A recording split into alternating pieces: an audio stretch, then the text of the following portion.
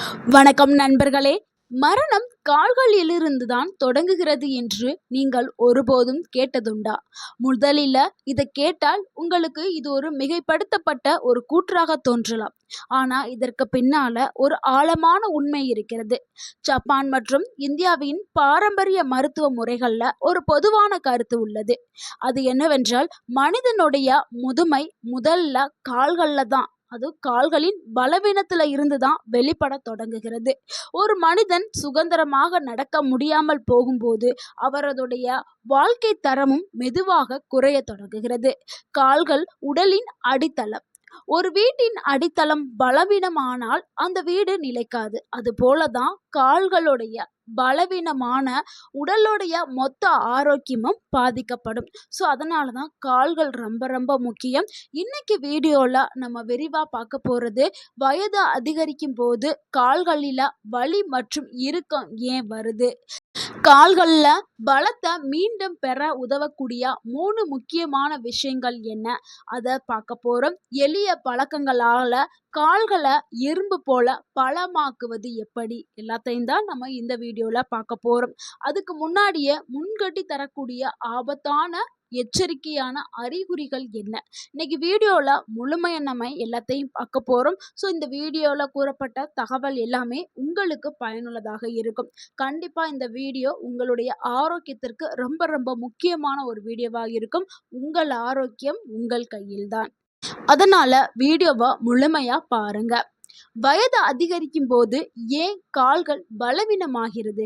நம்ம 20 அல்லது 30 வயதுல இருக்கும்போது நீண்ட தூரம் நடந்தாலும் உடல்ல சோர்வே தெரியாது. ஆனா இப்ப 50 60 வயதுக்கு பிறகு சில மாற்றங்கள் உடல்ல நடக்க தொடங்குது.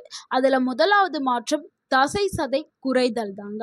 வயது அதிகரிக்கும் போது மசில்ஸ் எல்லாமே லூஸ் ஆக ஆரம்பிக்கும். இதை மருத்துவத்துல சார்கோபேனியா அப்படின்னு சொல்லுவாங்க. இது ஒரு இயற்கையான நிலை. இதுக்கு காரணமான தசைகள் மெதுவாக குறையவே ஆரம்பிக்கும். குறிப்பா தொடை, முழங்கால், கால் தசைகள் முதல்ல பாதிக்கப்படும்.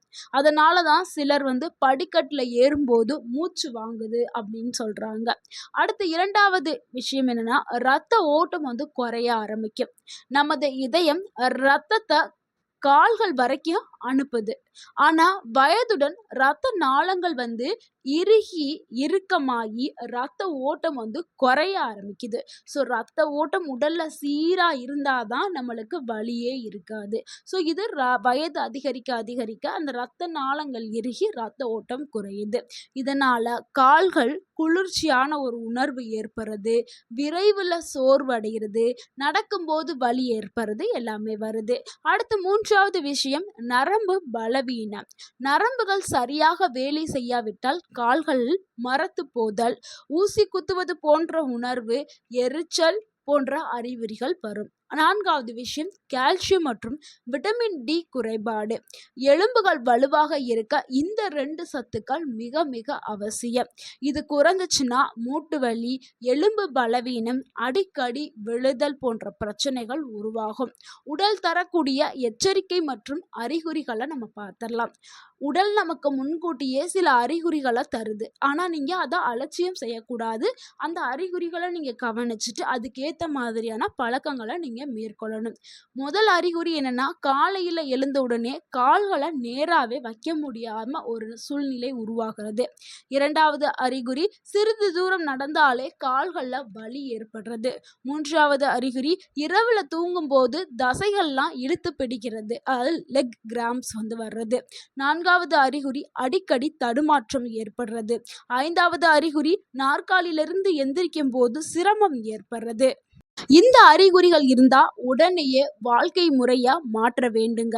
அப்பதான் உங்களுடைய கால்களை வலுவாக்கி நீங்க மீண்டும் 20 வயது போல நடக்க முடியும். ஸோ நடக்கலாம். அப்ப என்னென்ன வாழ்க்கை முறையை மாற்றலாம் அப்படிங்கிறத இப்ப பார்த்துடலாம். ஸோ கால்களை மீண்டும் பலமாக்குறதுக்கு 3 முக்கிய ரகசியங்கள் இருக்குது. அதுல முதல் ரகசியம் சரியான உணவுங்க.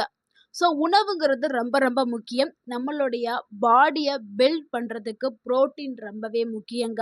ஸோ புரதம் நிறைந்த உணவுகள நம்ம எடுத்துக்கிறணும் உணவுல. புரதம் எதுல அதிகமா இருக்குன்னா, முட்டையில இருக்குது. சிக்கன், மட்டன் இதுல எல்லாத்துலயுமே இருக்கு. நான் மீனு, முட்டை, கறிலாம் சாப்பிட மாட்டேனே! அப்ப நான் என்ன எடுத்துக்கிறலாம்? அப்படின்னு நெறைய பேர் கேட்பீங்க. அவங்க பச்சை பயிறு, அதாவது பாசிப்பயிறு சொல்றோம்ல, அந்த பாசிப்பயிறுல அதிக அளவுல புரோட்டீன் இருக்கு. அது மட்டும் கிடையாதுங்க. கொண்டைக்கடலை, ராஜ்மா, பட்டாணி இந்த மாதிரியான பயறு வகைகள் எல்லாத்துலயுமே வந்து புரோட்டீன் அதிகமா இருக்குது. அடுத்து வேர்க்கடலை, பாதாம், பாலு, தயிரு எல்லாத்துலயுமே புரோட்டீன் இருக்கு. ஸோ இது எல்லாத்தையுமே நீங்க தினமும் சேர்த்துக்கிறங்க. நம்ம பார்த்த இதுல ஏதாவது ஒண்ண வந்து டெய்லி எடுத்துக்கிறங்க. அடுத்து கால்சியம் நிறைந்த உணவுகள் கண்டிப்பாவே எடுத்துக்கிறணும். புரோட்டீன் நிறைந்த ஒரு உணவு எடுத்துக்கிட்டீங்கன்னா, கால்சியம் நிறைந்த ஒரு உணவ எடுத்துக்கிறங்க. அடுத்து பொட்டாசியம் நிறைந்த உணவு ஒண்ணு எடுத்துக்கிறங்க. ஸோ கால்சியம் எதுலலாம் இருக்குதுன்னா, முருங்கைக்கீரையில இருக்கு, எள்ளுல இருக்குது, ராகில இருக்குது, பால்ல இருக்கு. ஸோ இது எல்லாமே கால்சியம் நிறைந்தது. அடுத்து சியா சீட்ஸ், ஆளி விதைகள். இந்த சீட்ஸ்கள பற்றி உங்களுக்கு தெரிஞ்சுச்சுன்னா, அந்த சீட்ஸ்களையும் நீங்க சேர்த்துக்கலாம். ஏன்னா, அதுலயும் கால்சியம் அதிகமாவே இருக்கு. கண்டிப்பா வயதானவர்களுக்கு சியா சீட்ஸ்லாம் உதவியா இருக்கும். அந்த மூட்டு வலிக்கெல்லாம் இது வந்து நல்ல ஒரு பலன கொடுக்கும். ஸோ சியா சீட் அதுலலாம் வந்து கால்சியம் நிறையா இருக்கிறதுனால, ஒமேகா 3 ஃபேட்டி ஆசிட் இருக்கிறதுனால அத எடுத்துக்கலாம். அடுத்து பொட்டாசியம் நிறைந்த உணவுகள் என்னன்னா, வாழைப்பழம், தேங்காய் தண்ணி, அதாவது இளநீர் இருக்குல்ல, இளநீர், தர்பூசணி இது எல்லாமே பொட்டாசியம் நிறைந்த உணவுகள். இது தசை இழுத்தல குறைக்கிறதுக்கு வந்து பயன்படுது. ஸோ ஒரு நாளைக்கு நீங்க உணவு என்ன எடுத்துக்கிறணும்? புரோட்டீன்ல ஒண்ணு எடுத்துக்கிறணும், கால்சியத்துல ஒண்ணு இருக்கணும், பொட்டாசியத்துல ஒண்ணு எடுத்துக்கிறணும். ஸோ இப்படி நீங்க எடுத்துக்கிறணும். அடுத்து 2வது ரகசியம் என்னன்னா, தினசரி நீங்க நடைப்பயிற்சி நடக்கிறதுங்கிறது ஒரு மருந்து. ஒரு உடல இயக்க வைக்கணும். ஸோ 60 வயசாயிருச்சு அப்படின்னு ஓய்வு எடுக்கக்கூடாது. ஸோ இது ஓய்வெடுக்கிற டைம் நெறைய பேர் உட்கார்ந்துடுறீங்க. உட்கார்ந்துட்டா அடுத்து எந்திரிக்கவே முடியாது. ஸோ உடலுன்னு இருந்தா அந்த உடல இயக்குனா தான் அது இயங்கும். ஸோ நடக்கிறதுங்கிறது உங்களுக்கு அதுதான் மருந்து. நீங்க எவ்வளவு தான் மருந்து மாத்திரை சாப்பிட்டாலும் அது உங்களுக்கு சரியாகாது. ஸோ நடைப்பயிற்சி ரொம்ப ரொம்ப முக்கியம். ஸோ உங்க உடல இயக்கணும்னா நீங்க நடைப்பயிற்சி மேற்கொள்ளணும். ஒரு நாளைக்கு 20லிருந்து 30 நிமிடங்கள் வந்து நீங்க நடந்தாலே போதும். ஸோ காலையில வெறும் வயிற்றுல நீங்க நடந்துட்டு வாங்க. அவ்வளவு நன்மைகள் உங்களுக்கு வந்து கிடைக்கும். நடந்தாலே பல நன்மைகள் உங்கள தேடி வரும். அந்த அளவுக்கு வந்து உடல் ஆரோக்கியத்த கொடுக்கக்கூடியது நடைப்பயிற்சி. நடைப்பயிற்சி மேற்கொள்றதுனால ஏற்படக்கூடிய நன்மை என்னன்னா, ரத்த ஓட்டம் வந்து மேம்படும். ஏன்னா வயதானவர்களுக்கு ரத்த ஓட்டம் சீராக இயங்காது. நீங்க நடைப்பயிற்சி மேற்கொண்டீங்கன்னா, ரத்த ஓட்டம் தலையிலிருந்து கால், பாதம் வரைக்கும் சீராக இயங்கும். தசைகள் வலுவாக்கப்படும். மூட்டுகள் வந்து சுறுசுறுப்பாக இயங்க ஆரம்பிக்கும். உங்க உடல் சமநிலை திறன் அதிகரிக்க ஆகும். இதனால ஆரம்பத்துல நீங்க வேகமா நடக்கணும்னு அவசியம் இல்ல. மெதுவாவே நீங்க நடக்கலாம். நான் ஓட சொல்லல. மெதுவாவே நீங்க நடக்கலாம். ஸ்பீடாவும் நடக்க சொல்லல. மெதுவா நீங்க நடந்து நடந்து அதுக்கப்புறம் உங்களுடைய ஸ்பீடு வந்து அதிகமாகும். ஸோ இந்த மாதிரி நீங்க நடைப்பயிற்சி மேற்கொள்ளணும். அடுத்து 3வது ரகசியம் என்னன்னா, கால்களுக்கு சிறப்பான பயிற்சி கொடுக்கிறதாங்க. அதாவது ஸ்ட்ரென்தனிங் ஒர்க் அவுட் வந்து கால்களுக்கு கொடுக்கணும். அதுல 1வது என்னன்னா, ஹீல் ரைஸ் எக்சர்சைஸ் தாங்க. கால் விரல்கள் மீது நிற்கக்கூடிய ஒரு உடற்பயிற்சி தான். நீங்க இந்த இமேஜ்ல தெரியுதுல, அந்த மாதிரி நம்ம வீட்ல இருந்தே இத செஞ்சுக்கலாம். 5 வினாடிகள் நீங்க அப்படியே நிக்கணும். உங்களுடைய கால் விரல் இருக்குல்ல, அந்த விரல்கள ஊண்டி நீங்க அப்படியே நிக்கணும். முன்னாடி நீங்க சுவத்த பிடிச்சுக்கிட்டு நிக்கலாம். இல்ல சேர பிடிச்சுட்டு கூட நிக்கலாம். ஸோ இந்த மாதிரி நீங்க உங்களுடைய கால் விரல்கள வச்சுக்கிட்டு, நீங்க 5 வினாடி நின்டுட்டு, திருப்பி நீங்க கால கீழ இறக்கிட்டு, இந்த மாதிரி 10 முறை ஒரு நாளைக்கு நீங்க செய்யுங்க. ஃபர்ஸ்ட்டு 1 வாரம் 10 முறை செய்யுங்க. அடுத்த ஒரு 2 வாரத்துக்கு அப்புறம் என்ன ஆகும்னா, நீங்க கவுண்ட்ட இன்கிரீஸ் பண்ணிக்கிறங்க. 10 முறை வந்து 20 முறையா நீங்க செய்யுங்க. இது செய்றதுனால உங்களுக்கு எவ்வளவு நன்மை கிடைக்கும் தெரியுமா? உங்களுடைய கால்கள் வந்து வலுவாக்கப்படும். ஸோ உங்க கால்களுக்கு நல்ல ஒரு ஸ்ட்ரென்த் வந்து கிடைக்கும். அடுத்து ஒரு எக்ஸர்சைஸ் என்னன்னா, சேர் ஸ்குவாட் எக்ஸர்சைஸ் தான். சேர்ல உட்கார்ந்து எந்திரிக்க போறீங்க. இது ஒரு சிம்பிளான எக்ஸர்சைஸ். ஆனா இத நீங்க சேர வந்து முதல் டைம் பண்ணும்போது சேர பிடிச்சுக்கிட்டு எந்திரிங்க. அடுத்தடுத்து சேர பிடிக்காம நீங்க தானாகவே உட்கார்ந்து தானாகவே எந்திரிக்கணும். ஸோ அந்த தான் எக்ஸர்சைஸ். அந்த மாதிரி நீங்க 10 முறை செய்யுங்க. நாட்கள் போக போக 20 முறையா நீங்க மாத்திக்கிறங்க. கவுண்ட்ட வந்து இன்கிரீஸ் பண்ணிக்கிறங்க. ஸோ இது செய்யும்போதும் உங்களுடைய கால்கள், தசைகள் எல்லாமே வலுவாக்கப்படும். அடுத்து ஆங்கிள் ரொட்டேஷன் எக்ஸர்சைஸ் தாங்க.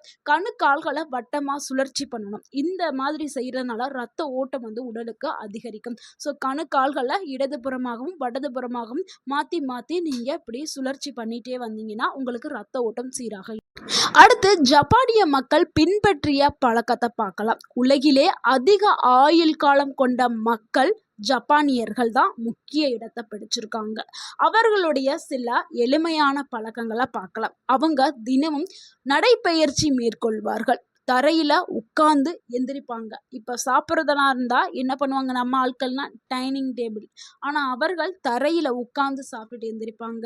உட்கார்றதே தரையில உட்கார்ந்து எந்திரிப்பாங்க. ஸோ தரையில உட்கார்ந்து எந்திரிக்கிறதே ஒரு உடற்பயிற்சி தான்.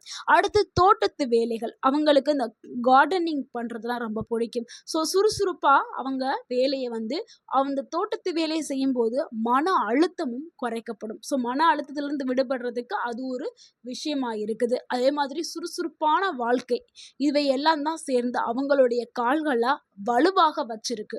ஸோ இந்த எளிமையான பழக்கங்களை நீங்களும் பின்பற்றுங்க. அடுத்து ஆயுர்வேதம் கூறக்கூடிய உண்மையை பார்க்கலாம். ஆயுர்வேதத்துல நடப்பது ஆரோக்கியத்தோடைய அடையாளமா கூறப்படுது. கால்களுடைய செயல்பாடு நன்றாக இருந்தாதான் ஜீரணம் மேம்படும், ரத்த ஓட்டம் அதிகரிக்கும், மனநிலம் மேம்படும் அப்படின்னு ஒரு கருத்தை வச்சிருக்கு. ஸோ இதனாலதான் நடை அப்படிங்கிறது ரொம்ப ரொம்ப முக்கியம். இரவுல செய்ய வேண்டிய சில எளிமையான பழக்கங்களை பார்த்துடலாம். தூங்குறதுக்கு முன்னாடி 5 நிமிடம் கால்களை உயர்த்தி வச்சு படுங்க. ஸோ உங்களுடைய கால்களுடைய ரத்த ஓட்டத்திற்காக. இல்லைன்னா 2 தலகாணிகளை நீங்க போட்டு அது மேல நீங்க காலை தூக்கி வச்சுக்கலாம். அடுத்து இது இப்படி செய்யறதுனால வீக்கத்தை குறைக்கும், ரத்த ஓட்டத்தை மேம்படுத்தும், உடல் சோர்வு குறைக்கும். மேலும் வெதுவெதுப்பான நீர்ல கால்களை ஒரு 10 நிமிடம் வச்சிங்கன்னா தசை தளர்ச்சி அடையும். ஸோ நீங்க கண்டிப்பா ரொட்டீனா செஞ்சுக்கிட்டே வாங்க. என்ன பண்றீங்க, தூங்குறதுக்கு முன்னாடி கால்களை தூக்கி தலகாணி மேல வச்சுக்கிறீங்க. அதுக்கு முன்னாடி வெதுவெதுப்பான சுடு தண்ணியில ஒரு 10 நிமிஷம் கால்களை போட்டு ஊற வச்சிருங்க. ஸோ 2ஐயும் நீங்க மறக்காதீர்கள். இதை செஞ்சுக்கிட்டே வாங்க. 60 வயதிற்கு மேல் இருக்கிறவங்க கட்டாயம் தெரிந்து கொள்ள வேண்டிய சில விஷயங்களை பார்க்கலாம். 60 வயது ஆகிவிட்டது என்பதற்கான பலவீனமாக வாழ வேண்டும்ங்கிறது அவசியமே கிடையாது. 70-80 வயதானாலும் உற்சாகமாக நீங்க நடக்கலாம், வாழ்க்கையை மேற்கொள்ளலாம். அதற்கான காரணம் சரியான உணவு, சரியான உடற்பயிற்சி, நல்ல தூக்கம். ஒரு நாளைக்கு 7-8 மணி நேரம் கம்பல்சரி தூங்கணும். அதே மாதிரி சரியான தண்ணீர், உடலுக்கு தண்ணீர் ரொம்பவே முக்கியம். ஒரு நாளைக்கு 2-3 லிட்டர் தண்ணி எடுத்துக்கணும். நீங்க தொடர்ந்து இந்த பழக்கத்தை நீங்க பின்பற்றிட்டே வாங்க. உங்களுடைய வாழ்க்கை ஆரோக்கியமான முறையில போய்கிட்டே இருக்கும். நண்பர்களே, மரணம் கால்களில் இருந்துதான் தொடங்குகிறது என்ற வாக்கியம் பயமுறுத்துவதற்காக அல்ல, நம்ம கால்களுடைய ஆரோக்கியத்தை பாதுகாக்க வேண்டும் என்பதற்காகவும் நினைவூட்டுவதற்காகவும் தான். கால்களை வலுவாக வச்சுக்கிறங்க, சுதந்திரமாக நடக்க முடியும், தன்னம்பிக்கையும் அதிகரிக்கும், முதுமையிலையும் ஆரோக்கியமாக வாழ முடியும். இன்னைக்கு முதல் சிறிய முடிவுகள் எடுத்து நம்ம சொன்ன இந்த ஹேபிட்டுகள், இந்த பழக்கங்களை இன்னையில இருந்தே தொடங்குங்க. உங்க கால்களை வலுவா வச்சுக்கிறங்க, பலமா வச்சுக்கிறங்க, வாழ்க்கைய சுறுசுறுப்பாக மாற்றுங்க. இந்த தகவல் உங்களுக்கு பயனுள்ளதா இருந்திருந்தா இந்த வீடியோக்கு ஒரு லைக் பண்ணுங்க. இந்த வீடியோவை உங்களுடைய ஃப்ரெண்ட்ஸ் அண்ட் ஃபேமிலிக்கு ஷேர் பண்ணுங்க.